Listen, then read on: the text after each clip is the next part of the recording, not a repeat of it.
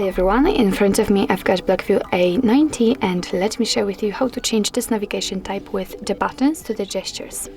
So first of all we have to enter the settings, and right here in this second section we've got the gestures and keys. So let's tap, and here on the second position we've got virtual keys and full screen gestures, so let's enter. Here we've got two different options from which we can choose. So currently we've got the 3-button navigation option applied. As you can see, of course, here you've got the animation of how it looks like, how it works, and unfortunately in this model we cannot customize it. So all we can do here is to simply tap on gesture navigation in order to set this option. And as you can see, the buttons immediately disappeared. We've got this line instead of them, and it will be responsible for some actions. Of course, here you've got the animation, but I will show you later on how it works. You can customize this mode just by tapping on the settings, and here you can choose the back sensitivity, which simply means that you can set it high or low. And by, for example, setting on high, then this area, this blue area, will be wider a little bit. If you will set it on low, it will be smaller.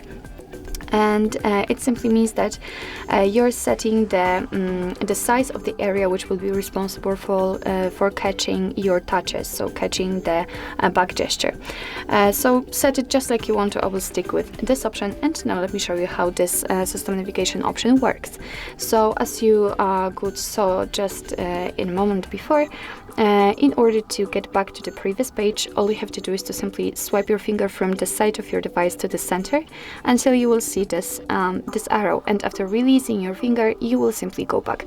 And it doesn't really matter if you will do it from the left side or the right side, it works the same.